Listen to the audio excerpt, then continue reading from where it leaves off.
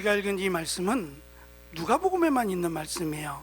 그러니까 마태복음이나 마가복음 또는 요한복음에 있지 않아서 누가복음만의 특별한 그 어떤 내용을 담은 말씀이라고 보시면 돼요.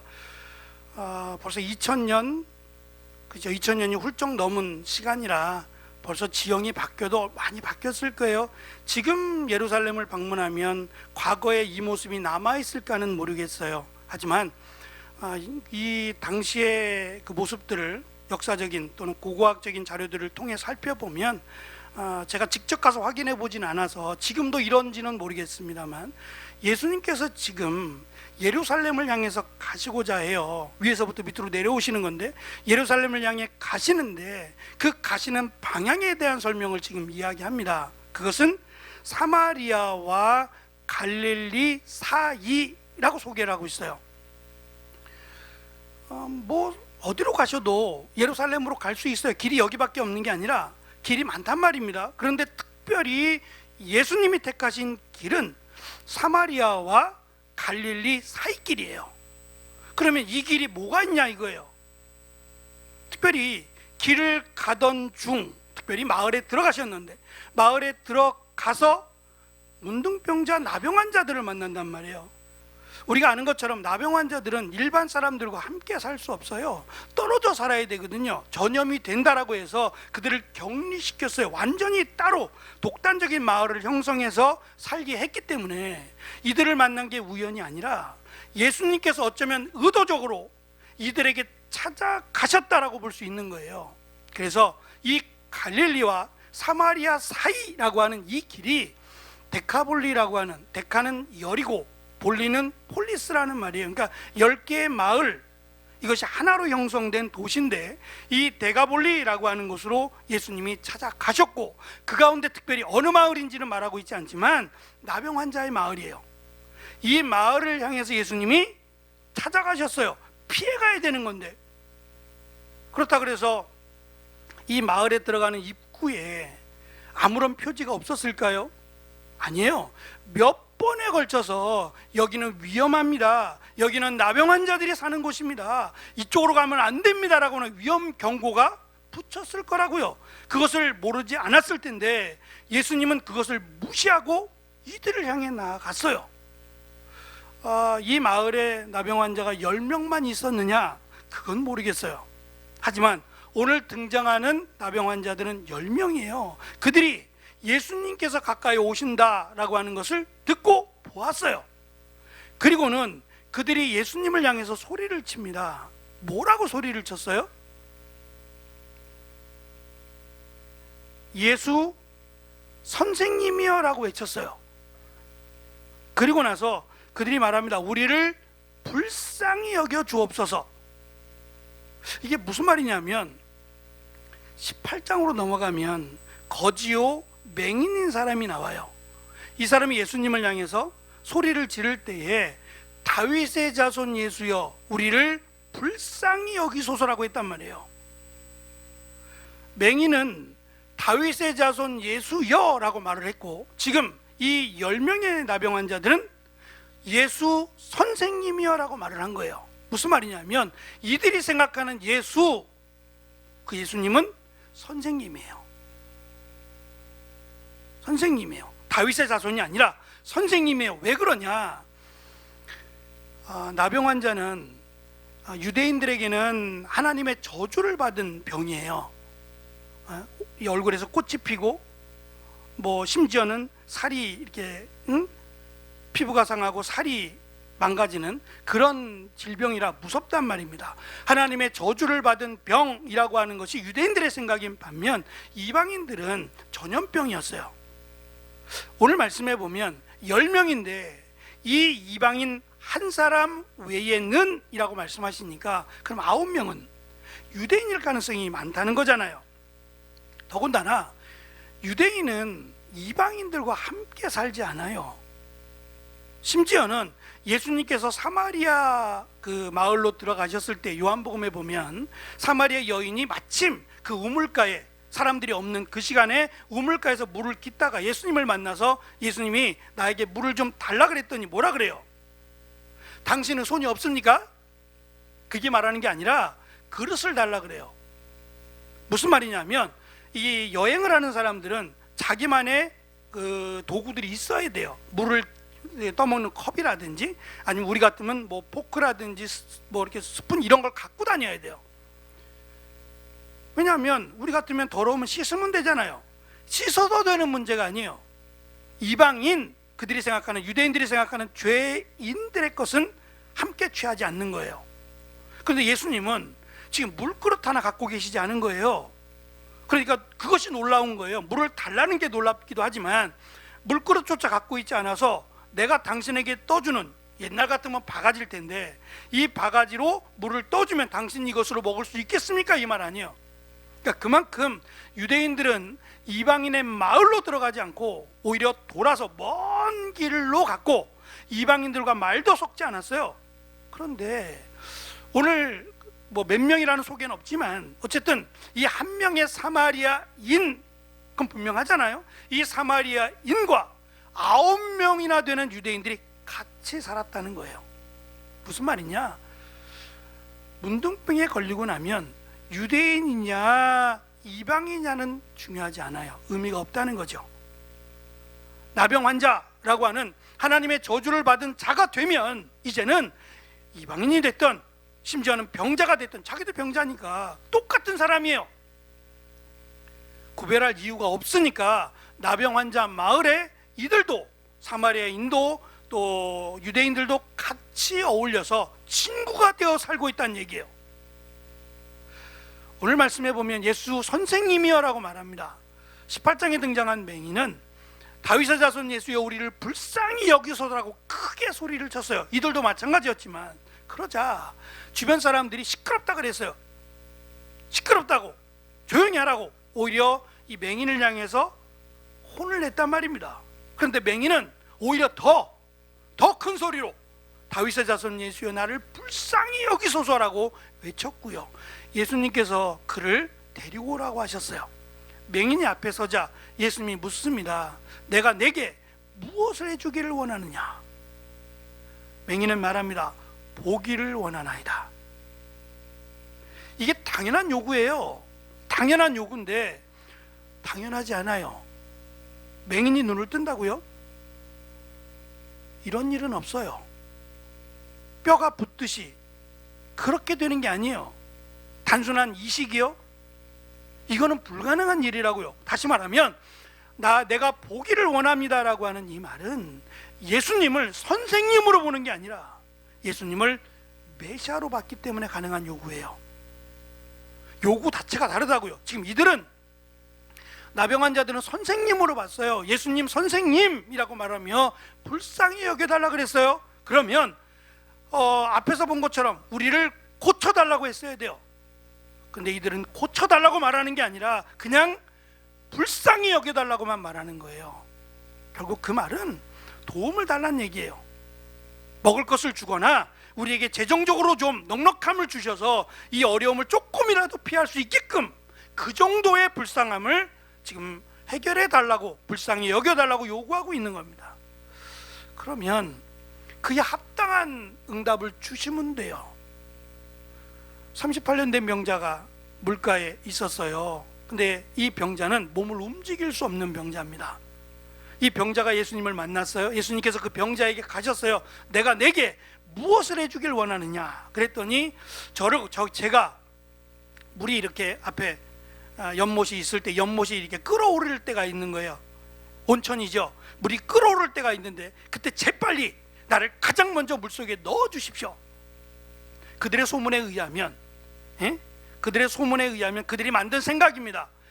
물이 끓어오를 때 가장 먼저 그 물속에 들어가는 자가 병이 낫더라, 이런 소문이 있었고 그 소문을 믿은 거죠.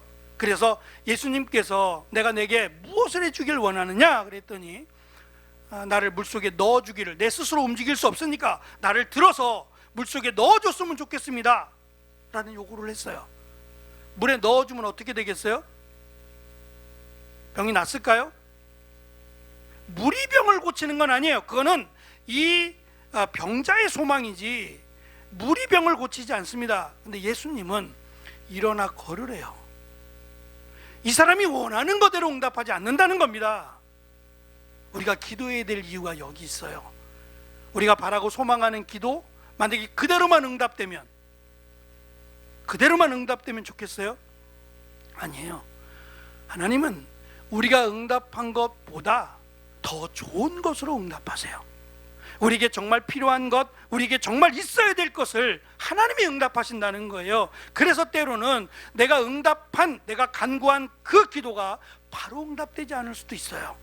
시간이 걸릴 수도 있고, 심지어는 아예 응답이 안 될 수도 있어요. 그러나 중요한 것은 들으신다는 거예요. 들으시고 하나님이 가장 좋은 것으로 응답하신다는 거예요. 그래서 기도하는 거예요. 기도하는 사람들이 단순히 내가 바라고 소망하는 게 있어서만 기도하지 않죠.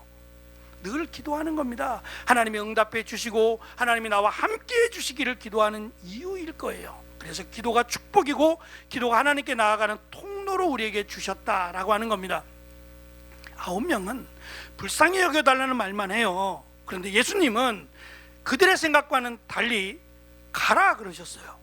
10명에게 다 가라, 이 마을을 벗어나라는 얘기예요. 가서 제사장에게 보이라. 지금 낚고 가는 건 아닙니다.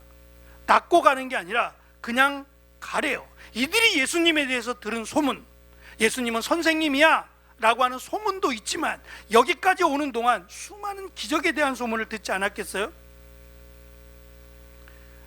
건강한 사람은 잘 몰라요.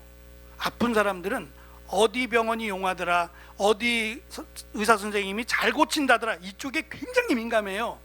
왜냐하면 이게 안 고쳐지면 더 마음도 아프고 시간도 그렇고 여러 가지 면에서 힘들다는 것을 누구보다 자신이 알기 때문이죠. 그래서 어디가 잘 고친다더라 그러면 멀어도 가죠. 그쪽에 텔레파시가 높아요. 안테나가 높아서 그런 쪽의 이야기는 누구보다 더 빨리 듣고 흥미를 갖는단 말이에요. 이 사람들은 예수님께서 고쳤더라 라고 하는 이야기에 얼마나 많은 관심을 가졌겠어요. 그 이야기가 여기까지 안 들렸겠어요? 그러자 그들이 가라, 가서 제사장들에게 보이라. 보이란 얘기는 검사를 맡으란 얘기예요. 근데 생각해 보세요. 병이 안 나으면, 내가 문득병을 가진 이 자체로 마을을 벗어나면 어떻게 돼요? 돌 맞아 죽죠. 돌 맞아 죽는 거예요. 문득병자가 마을을 벗어나는 순간 사람들에게 돌 맞아 죽는다고요. 전염병자가 움직이는 거니까. 그런데도 이 사람들은 예수님이 가라 하신 그 말씀을 듣고 마을을 벗어나려고 갑니다. 그런데 마을을 향해 나아가는 도중에 병이 나았더라라고 돼 있어요. 10명이 다 병이 나았더라라고 돼 있어요. 그러니까 이들은 병이 나은 걸 몸으로 느꼈어요.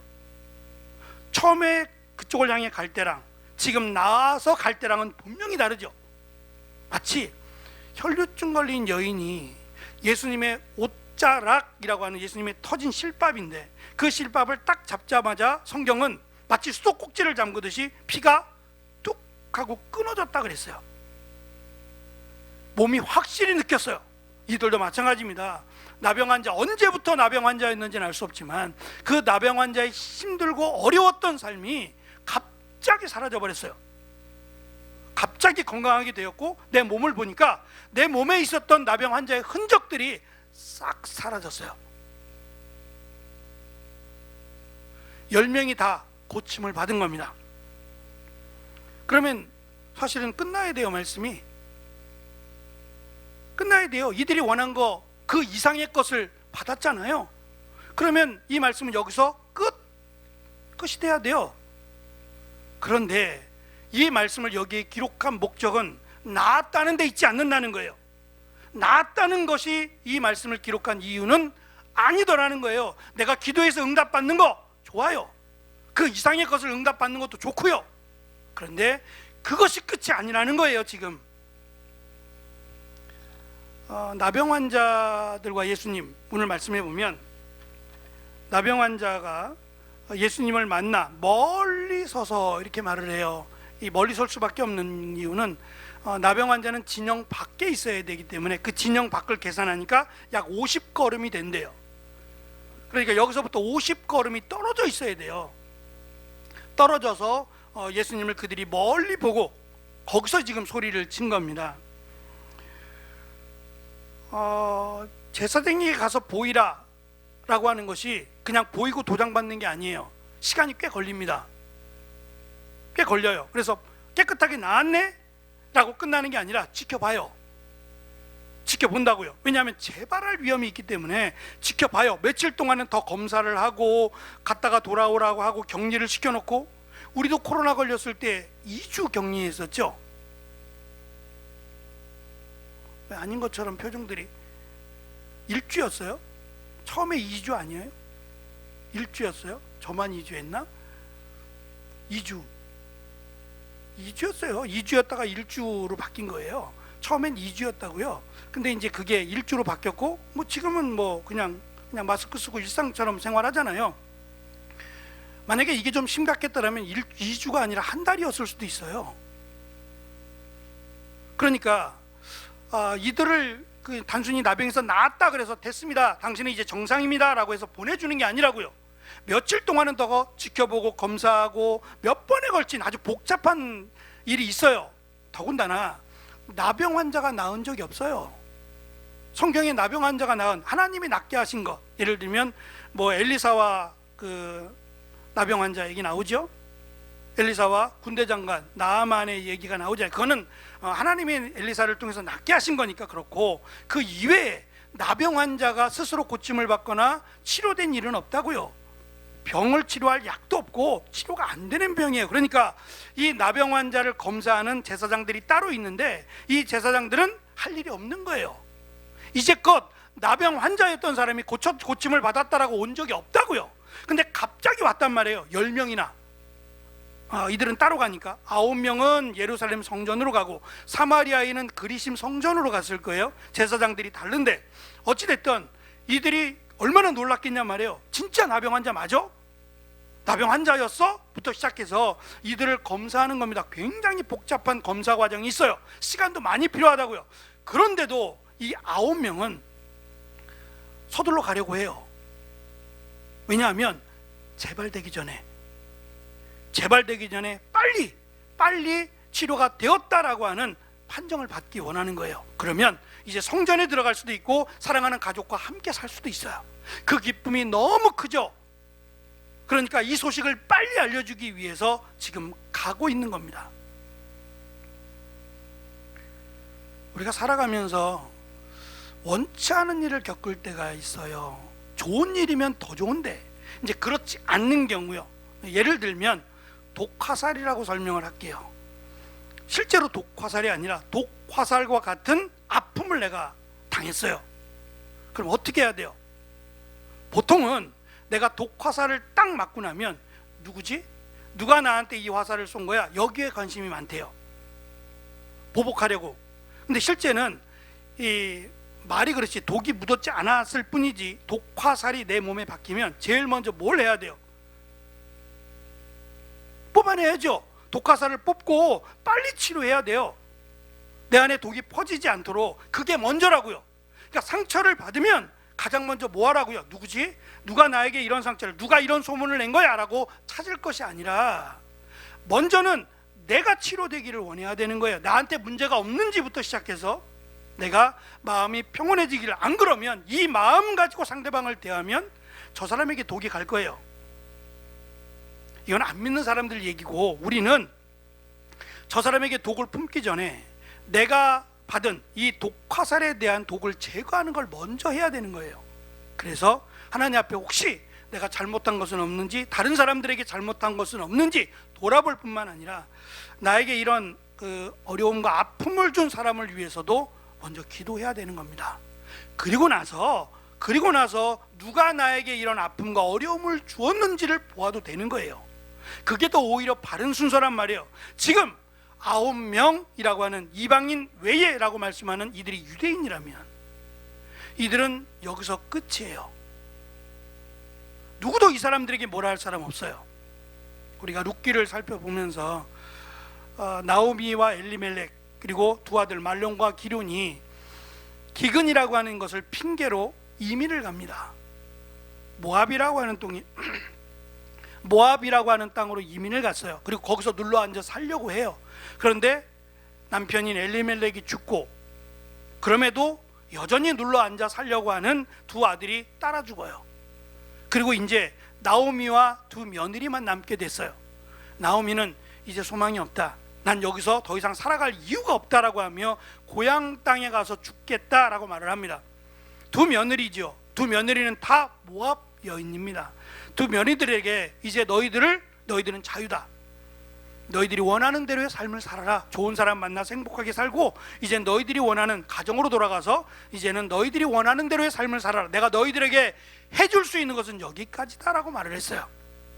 그러자 우리가 아는 룻의 시누가 되는, 그러니까 둘째 며느리죠. 둘째 며느리인 오르바가 어머니 감사합니다 라고 하며 입을 맞추고 자기 집으로 돌아갑니다.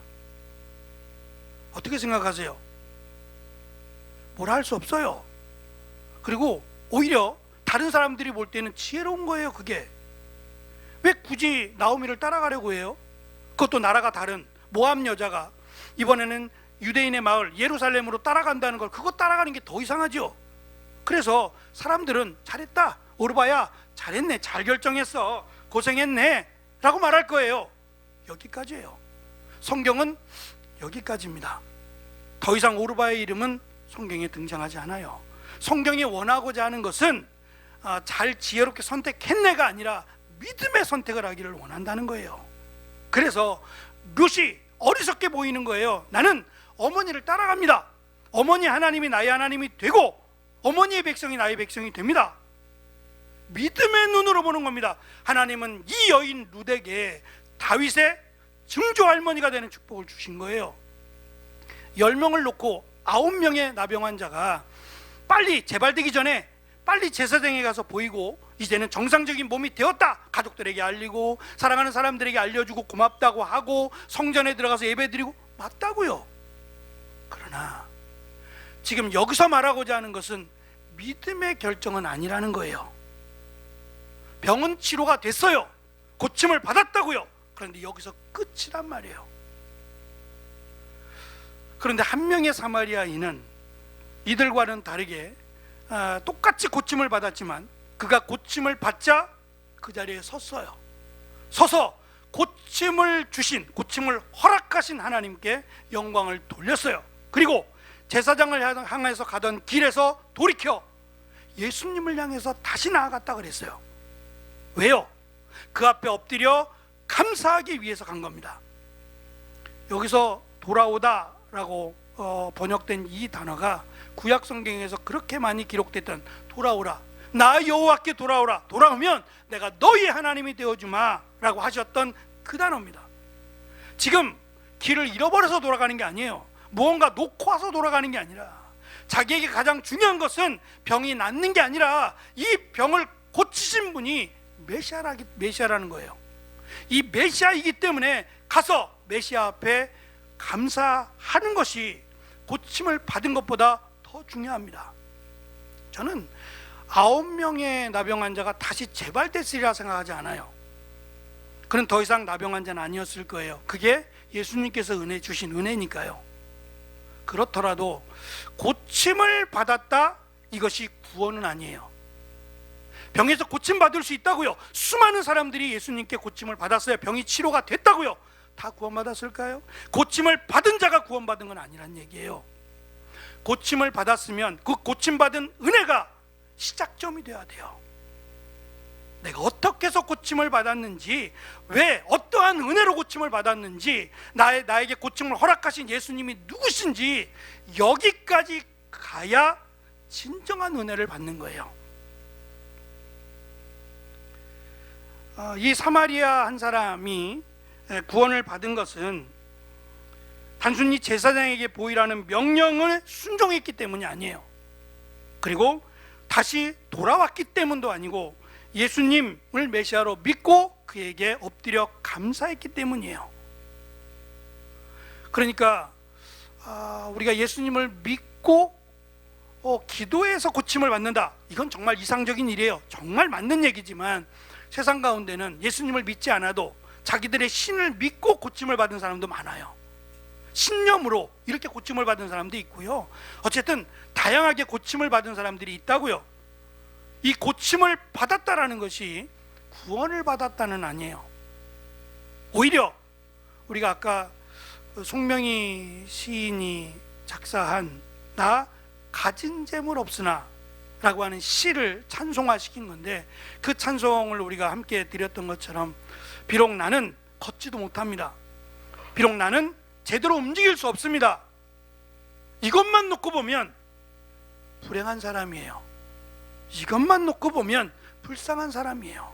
남들보다 건강하지 못하고 남들보다 뛰어놀 수 없는 이 연약한 몸이 불쌍한 사람이에요. 그러나 이 시인은 말합니다. 남이 가진 것 가졌다는 거예요. 남이 보지 못한 것을 보았고 남이 듣지 못한 음성을 들었기에 하나님은 공평하시다 라고 말할 수 있다는 거예요. 불평이라는 것, 불만이라는 것은 제가 뭐라고 말씀을 드렸죠? 아니, 감사가 없기 때문이에요. 거꾸로 얘기하면 감사가 없으면 불평이 나오는 거예요.